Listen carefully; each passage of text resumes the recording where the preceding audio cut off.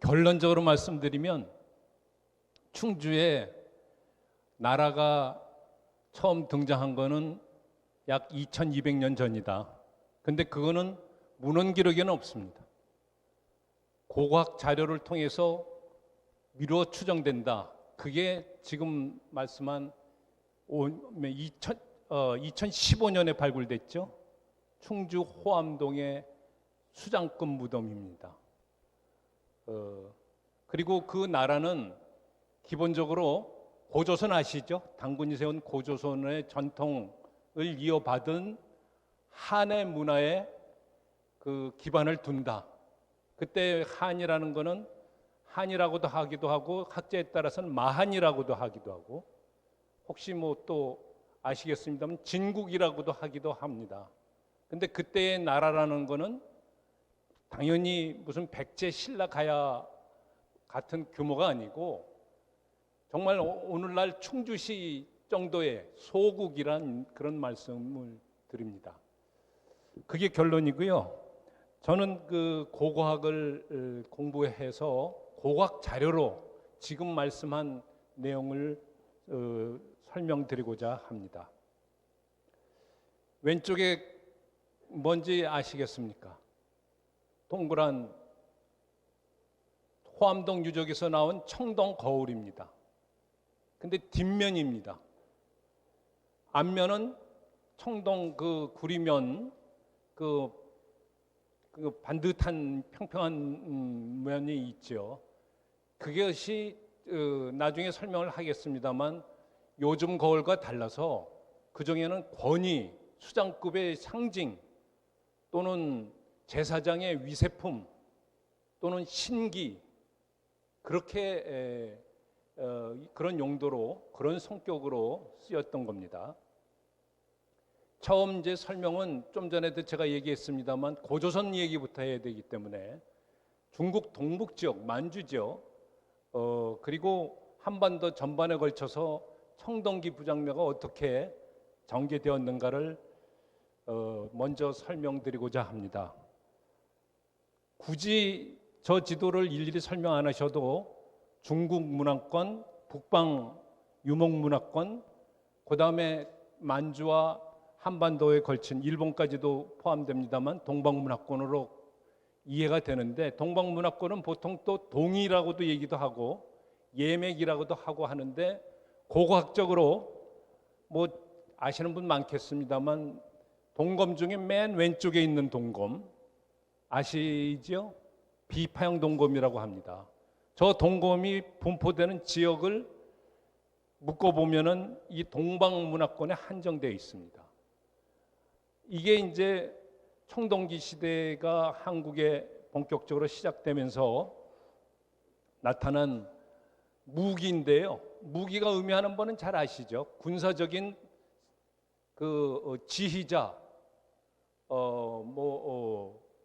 그런 성격의 리더이죠.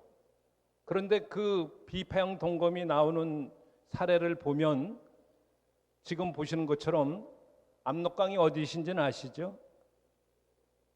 이 한반도하고 만주하고 경계는 여기가 압록강이고요. 넘어서 요하가 있습니다. 그리고 요하의 서쪽에 대능하라고 있습니다. 들어보신 분은 들어보셨겠습니다만 거기에 조양 12대 영자라는 곳에서 비파형 동검과 함께 결론적으로 얘기하면은 여기 호암동의 거울에 그 기원이나 조형이라고 할 수 있는 단유경 꼭지가 여러 개 달린 거울 그리고 거울 뒷면에 기항무늬가 장식된 그런 거울들이 같이 나옵니다. 한마디로 말씀드리면 무기는 아까 말씀드렸다시피 군사적인 실력자, 거울은 제사장의 위세품. 그렇게 되면 뭐가 되겠습니까? 군사적인 정치적인 실력과 종교적인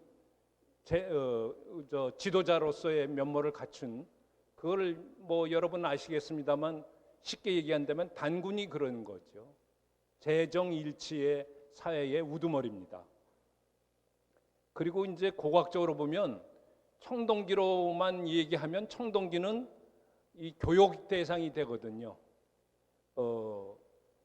그런데 다른 주민 집단 간에 교류가 되고 유통이 되는데 토기는 주민 집단의 특징을 잘 말해줍니다. 이 토기가 지금 뭐가 특징인지 아시겠죠? 아가리 부분에 점토 띠가 붙었습니다. 특히 이게 요 부분 지금 화살표 가르친 부분인데 이게 좀 전에 얘기했던 대능하 유역에서부터 한반도를 거쳐서 일본 구주까지 나옵니다. 그게 청동건하고 거울하고 같이 나옵니다. 그러니까 이게 거울과 검이 단순히 서로 뭐 괜히 집단과 집단 간의 상품으로 교역된 게 아니고 뭔가 그 주민의 정체성을 같이 보여주는 사례다라는 얘기입니다. 토기가 저 요동 압록강 이북의 요동 지역에서부터 시작해서 한반도 남부 이르까지 특히 이 충청도 호서 지역과 호남 지역의 밀집 이 청동기와 함께 이렇게 집중적으로 나오는데요. 보는 토기들은 이와 같습니다. 시간이 없어서 자세히 설명 못 하겠습니다만 그리고 좀 전에 그 비파형 동검 보여드렸죠. 비파형 동검이 시기가 떨어지면 충주 호암동에서 보는 것처럼 세형 동검으로 바뀝니다. 나중에 보여드리겠습니다. 그리고 거울이 뒷면의 모양이 A식, B식, C식으로 보냅니다. 제일 발달한 게 C식 세문경이라고 합니다. 무늬가 굉장히 곱습니다. 그 C식의 거울이 분포가 대략 한반도의 대동강 유역 또는 이 서남한 지역 그리고 일본 구주 지역에서 나오는데 중심지는 호고서 지역입니다. 금강 유역 나중에 말씀드리겠습니다만 또는 그 주위에 만경강 유역 이 지역이 이제 중심지인데 결론적으로 얘기하면 이런 청동기 굉장히 정교하게 무늬가 장식된 청동기가 나오는 무덤은 그 당시에 최고 우두머리 상위급의 엘리트라는 얘기입니다. 그래서 그 시원은 아까도 봤듯이 조양 12대 영자 대능하 유역이라고 그랬죠. 제가 그게 동쪽으로 이제 이전해서 심양이면 여러분 아시죠? 백두산 갈 때 들리는 요령성의 송도입니다. 그 지역에서 수십 년 전에 왼쪽에 이 한가운데 그 인골도 보입니다만 비파형 동검과 거울을 부장한 그 외에도 많은 다른 청동기와 함께 부장한 무덤이 나왔는데 한마디로 얘기하면 이거는 문헌기록에서는 제대로 안 나오는 고조선의 우두머리입니다. 그렇게 이해하시면 됩니다. 그리고 이런 전통이 충주 화엄동까지 내려왔다. 이렇게 이해하시면 되겠습니다. 너무 쉽게 얘기하는 것 같습니다만 교과서에는 고조선 얘기하면 당군조선 얘기하면 고인돌을 많이 얘기합니다. 그렇게들 아마 아실 겁니다. 근데 고인돌은 우두머리 무덤이긴 하지만 공동체 지향의 우두머리입니다. 아직은 부족적인 전통이 남겨진 족장의 우두머리라고 얘기할 수가 있는데 좀 전에 봤던 그리고 충주 호암동에서 봤던 그런 다량의 청동기를 부장한 무덤의 우두머리는 족장이 아니라 나라를 세운 국의 군장이라는 얘기입니다.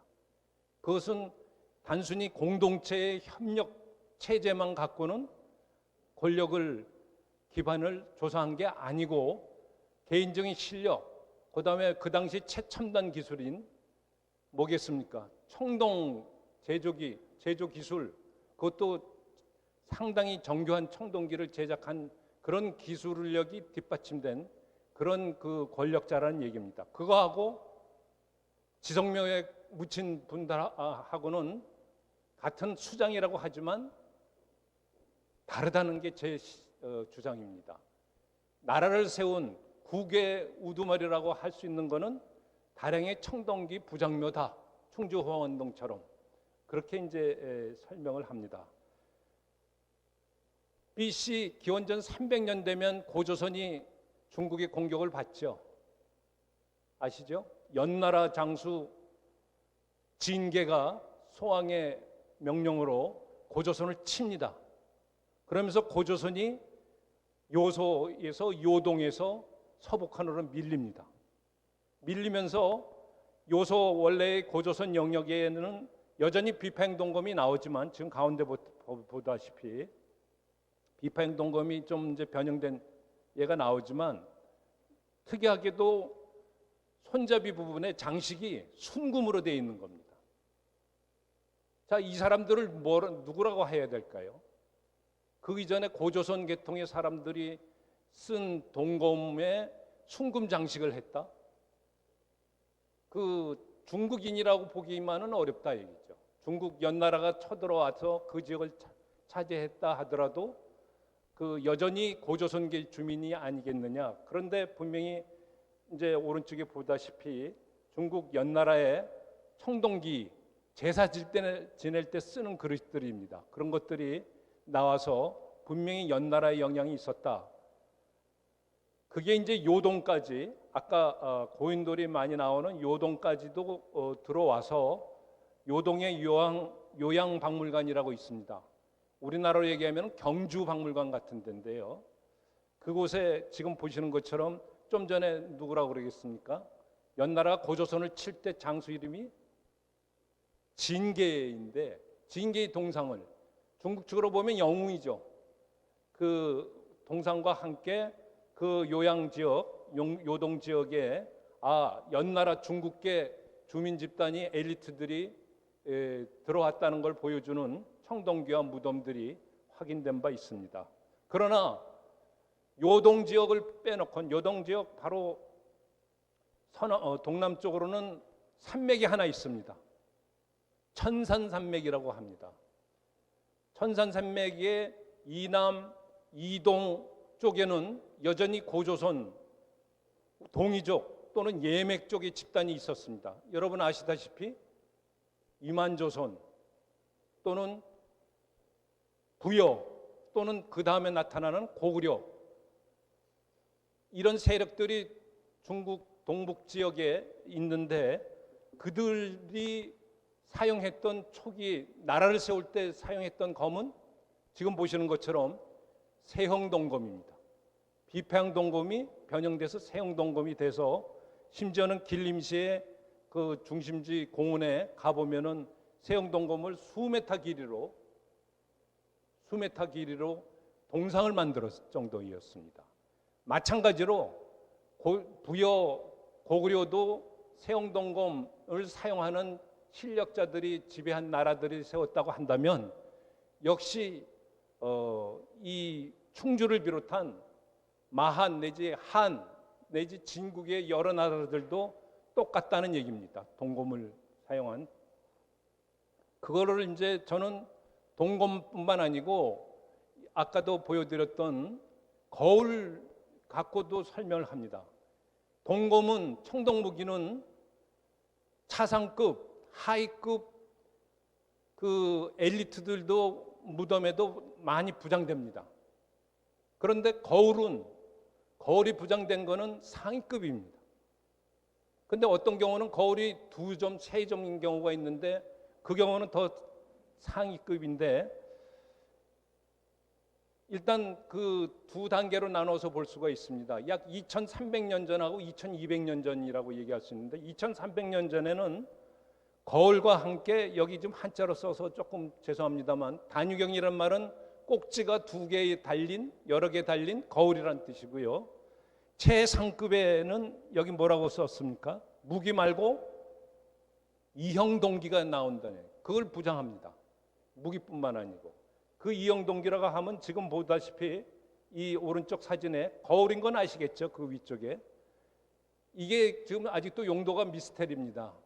잘 모르는데 이런 잘 알 수 없는 용도를 알 수 없는 그런 특이한 형태의 거울이 청동기가 나오는데 이런 무덤의 거울과 무기와 이런 이형동기를 부장한 게 2300년 전에 최상급의 엘리트다라는 얘기고요. 그래서 그 대표적인 그다음에 여기 충주 호암동과 같은 경우는 2200년 전이라고 얘기할 수가 있는데, 쉽게 얘기해서 그때는 뭐가 있습니까? 거울하고 여기 오른쪽에 보이는 뭐 같이 보이십니까? 방울입니다. 방울, 여러 형태의 방울인데, 방울을 그 당시에 뭐 누가 썼겠습니까? 그 당시에 제사장이 썼던 겁니다. 천군이 썼던 겁니다. 이해가 되시죠? 오늘날의 무당이죠. 지금은 무당이 뭐 기층사회에 뭐 소속되어 있습니다만, 그 당대에는 최고 수장입니다. 그래서 그런 이제 위기가 있는데, 거울을 특히 저 강조해서 얘기하는데, 지금 이 시간에 국립청주박물관에 지금 거울 갖고 한국과 일본의 학자 열 몇 명이 지금 학술 대회를 하고 있습니다. 저도 지금 거기 왔다가 또 거기 가야 되는데요. 거기 어디서 나온 거울이냐면은 청주 오송에서 나왔습니다. 근데 청주 오송의 무덤에 거울 조그만 거 하고 그다음 무기가 나왔는데, 충주 호암동 것보다 그 규모가 양이 반도 안 됩니다. 그런데 아이러니컬하게도 같은 날 충주에서 또 국립청주에서 지금 발표를 학술 대회를 하고 있는데요. 그 청주박물관에서는 주로 어떤 점에 역점을 두냐면은 거울 문양을 이게 지금도 재현하기가 어렵습니다.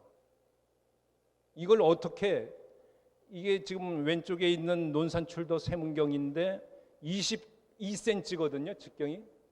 그 안에 뭐 잘 안 보이시겠습니다만 뭐 굉장히 가는 선을, 그것도 아주 기하학적으로 정교하게 새겼는데, 최근에 이 장인이, 그 무형문화재 장인이 경기도에 있습니다. 한번 이거를 그 재현을 하려고 무던에 썼는데 수년 걸쳐서 실패를 했다가 최근에 성공을 했는데, 무늬만 새기는데 어디다 새길까요? 활석에 새깁니다. 아시죠? 활석. 새겨서 무늬만 생기는데 한 달이 걸렸답니다. 그리고 한번 삐끗하면 이건 불량품이에 해서 다시 해야 됩니다. 그래서 굉장히 그 만들기 어려운 거울인데, 지금 이 거울 만드는 과정을 지금, 또는 거기에 주조했던 제품을 지금 소개를 합니다만, 이 얘기는 할 건 없고요. 한마디로 얘기하면 거울은 다른 청동 무기보다 굉장히 만들기도 힘들고, 그렇게 만드는 이유는 그거를 원하는 사람이 종교적인 권위를 갖고 싶어서, 하늘에 소통하는 무당이 되고 싶어서, 샤만이 되고 싶어서, 샤만의 자격을 인정받기 위해서 그렇게 한 걸로 이해합니다. 자, 이제 충주 호암동으로 바로 넘어가겠습니다. 호암동의 대동요지도 위치가 나오시죠? 달천하고 남한강하고 겹쳐지는 부분에 낮은 구릉에 밑에는 평평한 충청대지가 바라보이는 그곳에 무덤이 있습니다. 저는 이걸 굉장히 중요시합니다. 사실은 2015년도에 발굴할 때 그 구릉은 없애지 말자고 저는 그랬습니다. 근데 아마 지금 그거 없애고 새로 인위적으로 만드는 걸로 알고 있습니다만,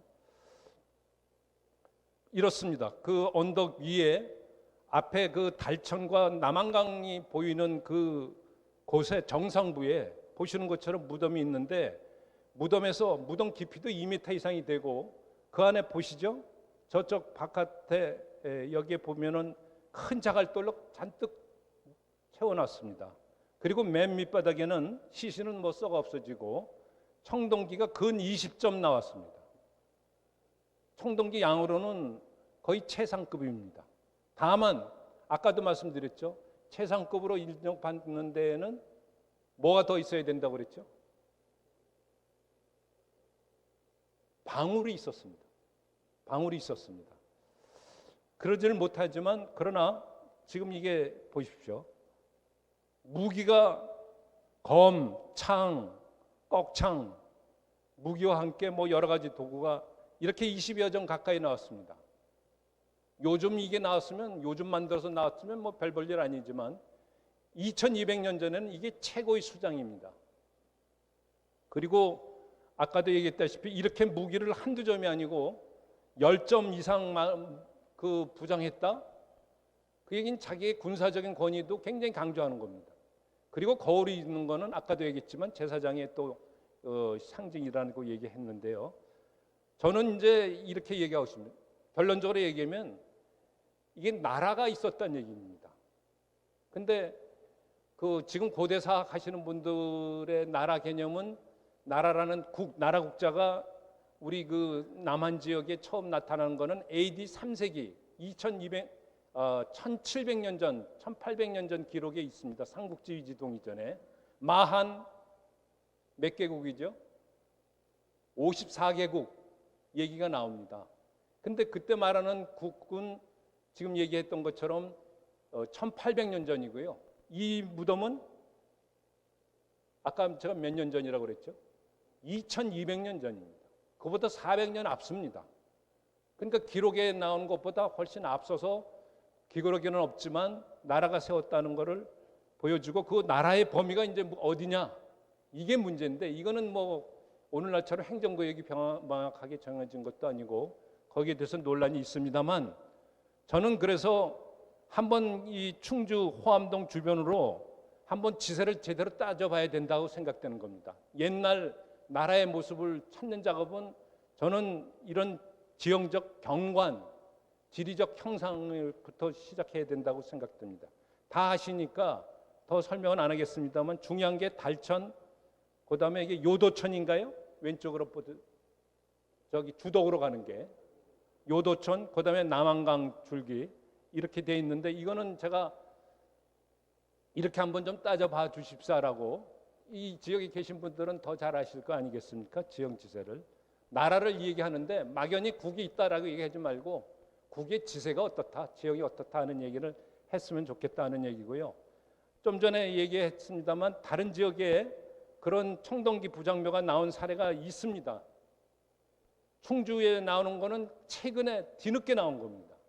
이미 많이 나왔는데 지금 제가 동그라미 친데 2300년 전에 가운데 거는 2300년 전에 그다음에 세문경은 2200년 전에 나온 사례가 금강, 만경강, 영산강, 삭교천 이렇게 미호천 이렇게 나온 사례가 있어서 한번 비교해 보십사 하는 거고 아까 얘기했다시피 한평 하나를 얘기 들으면 2300년 전에 무덤에서 나온 사례는 이렇습니다. 한평이 아니고 아산인데요. 이건 삭교천 쪽이죠.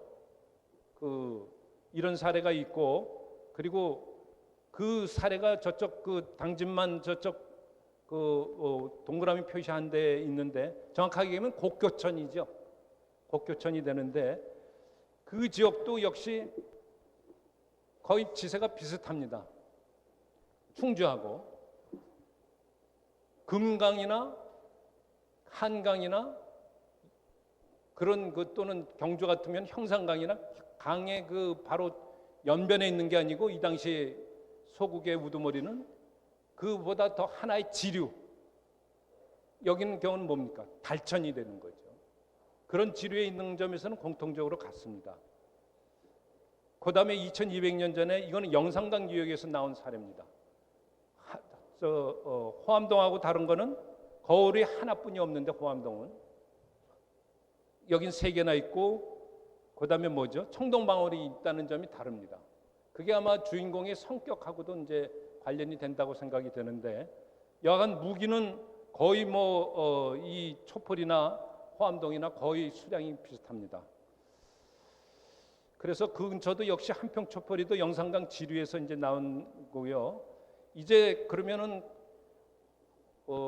이 충주 호암동의 목감묘가 주변 지역의 다른 엘리트들 청동기 수장급 무덤과의 관계를 살펴볼 때 물론 삭교천 지역하고도 연결이 될 가능성이 없지 않지만 지금까지 나온 고고학적인 성과를 봐서는 미호천을 건너서 여기 미호천입니다. 그러니까 오늘 아까 청주박물관에서 지금 세미나 한다고 하는 청주 오송이 중간에 이런 청동기 부장묘가 있습니다. 그 지역을 경유해서 결국은 금강 유역으로와 소통이 교류가 활발하지 않았느냐. 그렇게 생각이 됩니다.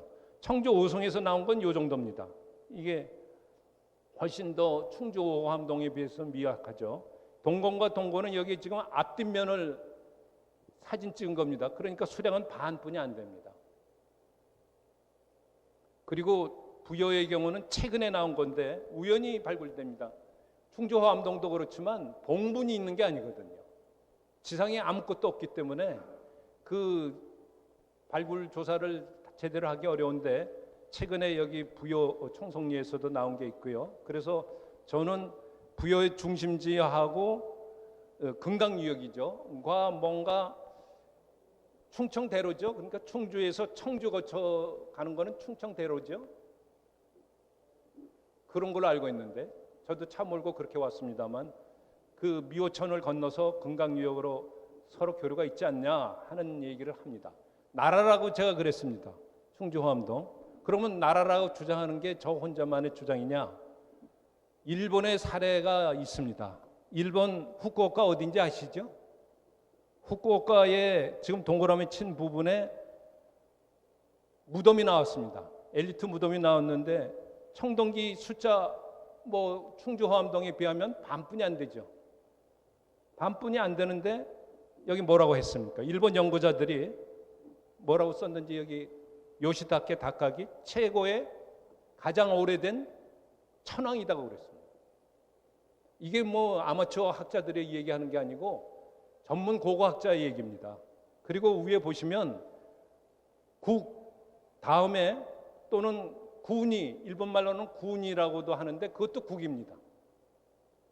이걸 뭐 자세히 설명하기 어렵습니다만 그렇게 이해하고 있는 겁니다. 그래서 저 상위급의 여기 후쿠오카에 여러 지역에 조그만 소국들이 있었다. 지금 여기 보시는 요시다케 이 유적이 이제 그 대표적인 지금 아까 좀 전에 봤던 충주 호암동보다도 부장 규모가 반뿐이 안 되는 그 무덤이 있는 나라 규모는 작지만 약간 왕묘로 왕의 나라로 그렇게 평가하고 있다는 것을 참고적으로 말씀드립니다. 나라라는 개념이 뭐 여러 가지가 있습니다만 큰 나라는 뭐 만여가 뭐 이런 기록이 있습니다만 작은 나라는 6, 700가가 있거든요. 그러니까 인구 규모가 나라를 결정하는데 결정적인 건 아니다. 이 시기에는. 그 얘기입니다. 지금도 마찬가지죠. 나라가 뭐 수리남인가요? 요즘 드라마로 유명한 마약 드라마 50만 인구라면서요. 그런 것처럼 예전에는 이미 국의 규모가 다르다. 그래서 또 이제 고대사 가시는 분들은 나라가 있으려면은 여기 보시는 것처럼 촌보다 큰 규모의 읍 같은 좀 큰 규모의 마을이 여러 개가 있어서 나라가 된다. 이렇게 생각을 하는데 저는 좀 유연하게 생각하자. 여러 음락으로 되어 있는 촌이 여러 개 뭉쳐진 게 작은 나라일 수도 있다. 그러면은 제 얘기를 이걸 강조하는 거는 호암동을 아마 많은 연구자들이 이게 무슨 나라의 무슨 우두머리냐 실제로 그렇게 주장하는 전문 연구자들도 있고 그런데 나라를 유연하게 생각해 보면 그 아까 봤듯이 그런 정도의 청동기를 부장한 무덤이면 나라의 우두머리일 수 있다. 그런 게 이제 제 주장입니다. 그래서 이건 뭐 전반적인 그 제 족장 사회, 고인돌 사회를 나라라고 얘기하기는 어렵다. 그러나 지금 보는 청동기 부장면은 작은 청동기 부장면은 뭐 어쩔 수 없지만 큰 부장인 경우는 군장이 왕이라고 하기는 좀 그렇고 우리나라에서는 군장이 차온 그런 소국일 수는 있다. 그 얘기를 하고 싶은 겁니다. 마지막으로 드릴 거는 이건 지금 현재의 지금 재현한 그 호암동 목감면인데 비용을 많이 들인 걸로 알고 있어요. 시설하는데. 근데 죄송하지만 설명판은 딱 달랑 이겁니다. 역사적인 설명도 없고 그냥 적성 목감면을 발굴하다. 뭐가 나왔다. 몇 줄 끝 이건데 죄송하지만 이거는 좀 그 역사적 배경, 뭐 여기 홍성화 선생님도 계시고 여기서 조금 노력해서 설명을 좀 더 그다음에 그 콘텐츠도 뭐 좀 좀 뭐 도면이나 사진 이걸 좀 더 보완해서 해주시면 얼마나 좋을까 하는 생각을 합니다. 감사합니다.